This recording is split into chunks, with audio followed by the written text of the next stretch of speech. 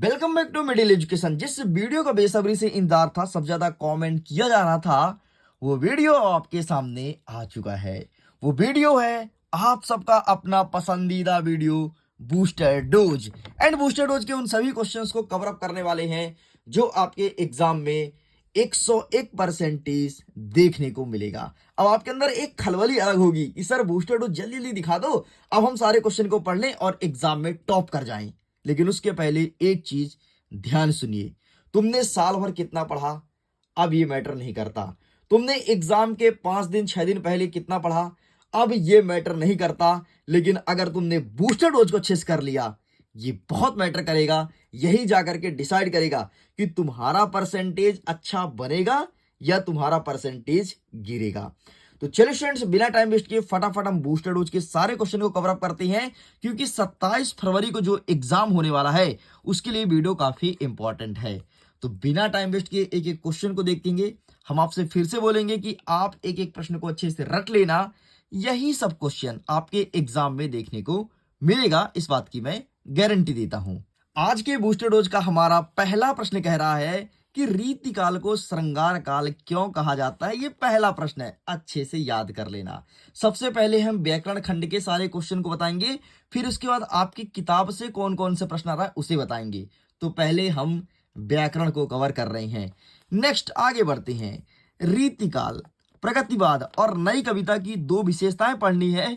साथ ही जो यहां पर काल लिखा गया है इसके दो कवि का नाम याद रख लेना।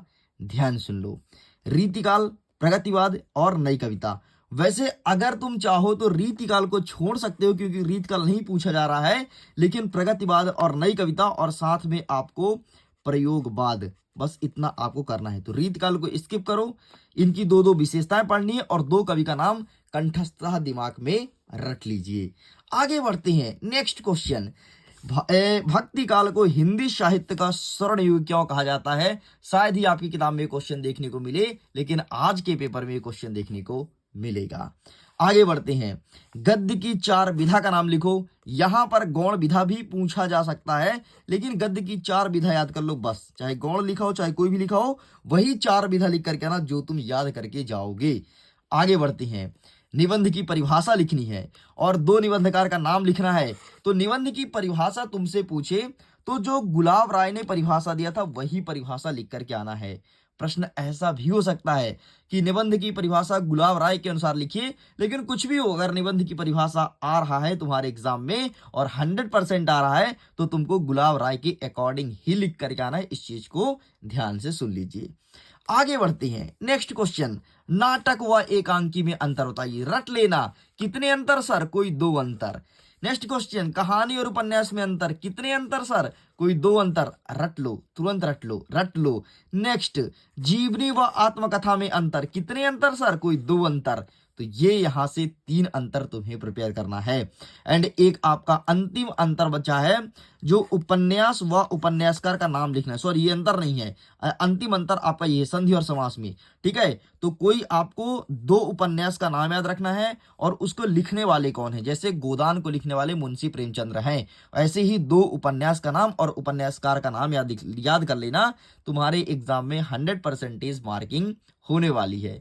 आगे बढ़ते हैं। वाच्य से प्रश्न देखने को मिलेगा। तो वाच्य से कौन सा प्रश्न आएगा? वाच्य को परिवर्तन करना है। एक आपको वाक्य लिखा रहेगा, उसको वाच्य में कन्वर्ट करो। किस वाच्य में? तो कर्म वाच्य का एक प्रश्न आएगा और एक आएगा कृत वाच्य का। कृत कर्म और भाव वाच्य का क्वेश्चन नहीं आ रहा है, ठीक है। तो कृत और कर्म वाच्य का इसमें परिवर्तन करने के लिए प्रश्न आएगा, तो इसे अच्छे से प्रिपेयर कर लेना। और ध्यान रखना, वाच्य होता है 3 प्रकार का। बाकी प्रश्न क्या आएगा मैंने बता दिया। नेक्स्ट, कोई दो मुहावरे आएंगे। मुहावरे कौन सा आ रहा है ये कंफर्म नहीं है। एक लगभग कंफर्म हो गया कि 9 2 11 आ रहा है, ठीक है। बाकी कंफर्म नहीं है, तो आप एक तो कर ही लेना और तुमको पता ही होगा। बाकी मुहावरे कंफर्म नहीं हो रहे हैं कि कौन से आ रहे हैं। नेक्स्ट, एमपी बोर्ड का पसंदीदा प्रश्न, शब्द शक्ति किसे कहते हैं, इसके कितने भेद होते हैं। अभिधा, लक्षण, व्यंजना, तीनों को अच्छे से देख लेना। अभिधा मतलब सामान्य अर्थ देने वाला, लक्षण मतलब लक्षण को बताने वाला, और व्यंजना मतलब व्यंग को बताने वाला। ये होता है अभिधा, लक्षण, व्यंजना। एमपी बोर्ड का पसंदीदा क्वेश्चन आपके एग्जाम में देखने को मिल रहा है, अच्छे से प्रिपेयर कर लीजिएगा। आगे बढ़ते हैं। नेक्स्ट क्वेश्चन, काव्य की परिभाषा व इसके भेद बताओ। काव्य क्या होता है और इसके कितने भेद होते हैं, ये क्वेश्चन देखने को मिल रहा है। नेक्स्ट, महाकाव्य और खंड काव्य में कोई दो अंतर, बस दो अंतर तुम्हें अच्छे से पढ़ के चले जाना है। आगे बढ़ते हैं। अब रस से क्या कौन सा प्रश्न आ रहा है, तो श्रृंगार रस, वीर रस और हास्य रस से इनका परिभाषा उदाहरण सहित बताना है। साथ ही एक चीज और आपको पढ़ना है कि रस किसे कहते हैं, रस किसे कहते हैं, ठीक, इसे आप अच्छे से पढ़ लेना। रस किसे कहते हैं, मैं यहाँ पर लिखना भूल गया हूं, रस किसे कहते हैं, और आपको श्रृंगार, वीर और हास्य रस, ठीक है, तो इनका स्थायी भाव अच्छे से रट लो।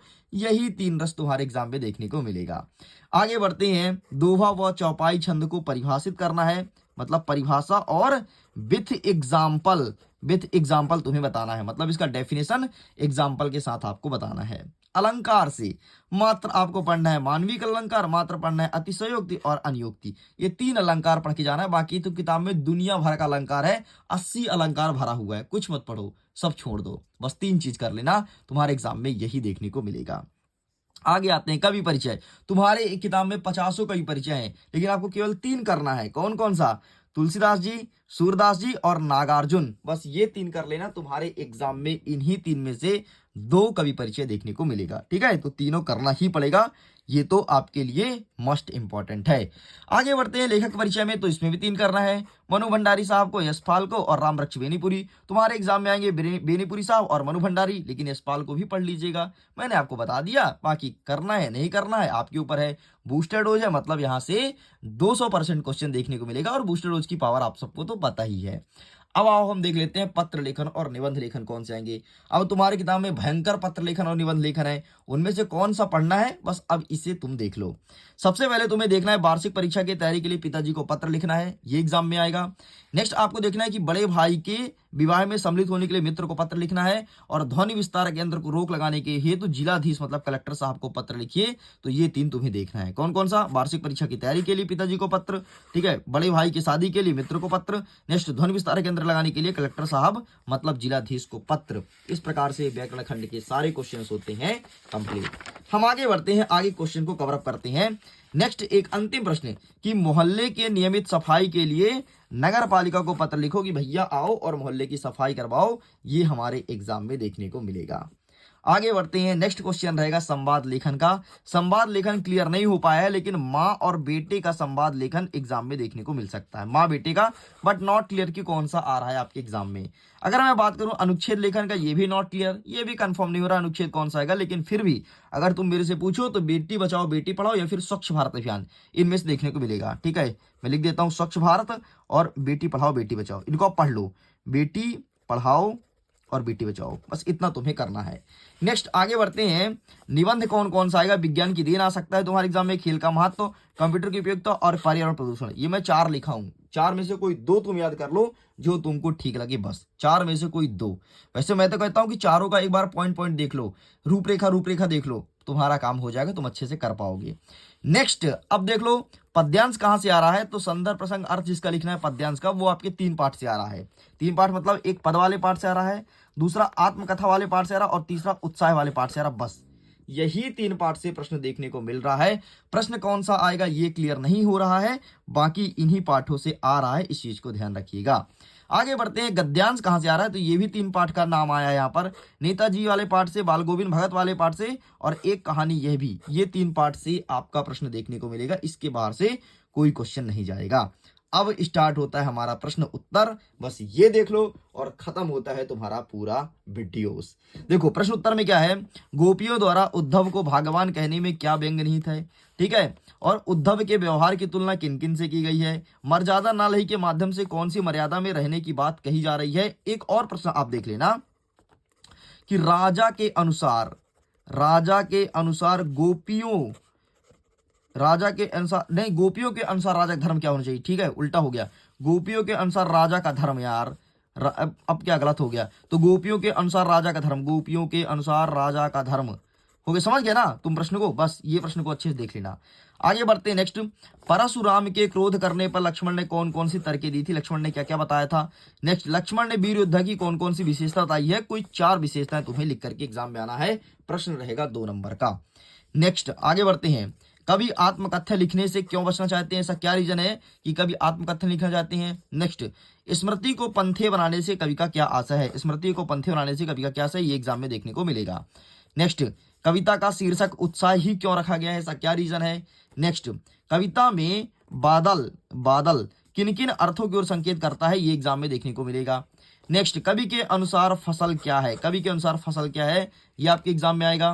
नेक्स्ट कहता है कि संगतकार के माध्यम से कवि किस प्रकार के व्यक्तियों की ओर क्या कहता है, संगतकार के माध्यम से कवि किस प्रकार के व्यक्तियों की ओर संकेत करना चाहता है, इस क्वेश्चन को अच्छे से प्रिपेयर कर लेना।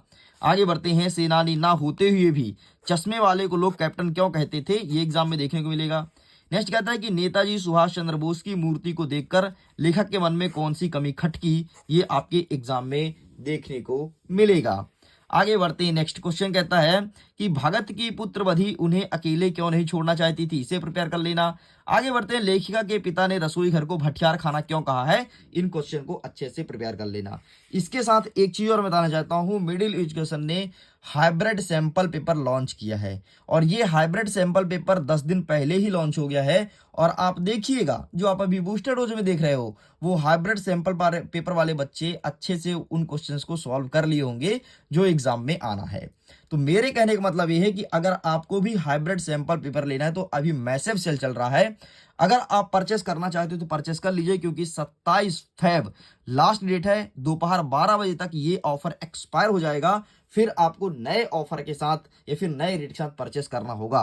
तो परचेस करना हो तो अभी तुम बुकिंग कर सकते हो 12 बजे के पहले, क्योंकि तुम 8 बजे तक एग्जाम देने चल जाओगे। तो 12 बजे के पहले की बुकिंग करो। बुकिंग करने के लिए आपको 7470 705 703 @BYBL वाले नंबर पर आपको पेमेंट करना होगा। पेमेंट करने के लिए अगर आपको हिंदी का लेना है तो हिंदी का ले सकते हो आप 49 रुपए में, मात्र भयंकर डिस्काउंट साथ 60% डिस्काउंट मिल रहा है। और अगर सभी विषय का लेना है तो 299 के साथ ले सकते हो। आपको पता है ये जो 49 रुपए का मिल रहा था उसका रेट था 100 रुपए, कट होकर के 30% डिस्काउंट लगा 70 हुआ, फिर कट हुआ तो ये अब जाकर के 49 रुपए मिल रहा है। और ऑल सब्जेक्ट का 600 में था, इसमें भयंकर डिस्काउंट साथ आपको 299 रुपए में मिल रहा है। तो आप परचेस कर सकते हो। बाकी मैं फ्लैश में एक एक चीज लगा दिया हूं। चलो आगे बढ़ते हैं, कुछ क्वेश्चन और देखते हैं। नेक्स्ट हमारा कह रहा है कि मनु भंडारी के व्यक्तित्व पर किन किन व्यक्तियों का प्रभाव पड़ा है, ये क्वेश्चन एग्जाम में आएगा। शहनाई की दुनिया में ढुमराव को क्यों याद किया जाता है, ये एग्जाम में देखने को मिलेगा। बिस्मिल्लाह खां का मंगल ध्वनि का नायक क्यों कहा जाता है, ये एग्जाम में आ रहा है। एंड संस्कृत व्यक्ति किसे कहते हैं, ये एग्जाम में देखने को मिलेगा। और आपका अंतिम प्रश्न, वो प्रश्न ये है कि भोलानाथ साथियों को देख करके सिसकना क्यों भूल जाता है। बस इतना क्वेश्चन आपको प्रिपेयर करना है। ये आपके एग्जाम का रहा 100% एकदम रियल क्वेश्चन जो आपके एग्जाम में देखने को मिलेगा आज। लेकिन उसके बाद एक दो क्वेश्चन और रह गए थे जिसको मैंने इस पेज में लिख दिया है। वो क्वेश्चन का होना है कि भोलानाथ और उसके साथियों के खेल और खेलने की सामग्री आपके खेल और खेलने की सामग्री से किस प्रकार भिन्न है। नेक्स्ट कहता है कि माता का आंचल पाठ में माता पिता का बच्चों के प्रति प्रेम जो उमड़ा था उसे अपने शब्दों में लिखना है। नेक्स्ट कहता है कि गंतोक को मेहनतकश बादशाहों का शहर क्यों कहा जाता है। नेक्स्ट कहता है हिरोशिमा की घटना विज्ञान का भयंकरतम दुरुपयोग है, आपकी दृष्टि में विज्ञान का दुरुपयोग कहां तक हो रहा है। और अंतिम प्रश्न कि लेखक अज्ञे ने अपने आप को हिरोशिमा के विस्फोटक का उपभोक्ता कब और किस तरह महसूस किया है। और वाक्य परिवर्तन वाला क्वेश्चन देखने को मिलेगा कोई दो, बट कंफर्म नहीं है कि कौन कौन से क्वेश्चंस आ रहे हैं। तो लीजिए, पूरा बूस्टर डोज कंप्लीट होता है। जिस वीडियो का बेसब्री से इंतजार था वो वीडियो तुम्हारे सामने है। अब मैं यही बोलूंगा, इसमें जितने क्वेश्चन है फटाफट रट लो अगर आप अपने एग्जाम में टॉप करना चाहती हो तो। मैं वीडियो एंड करता हूं। So thanks for watching, bye bye.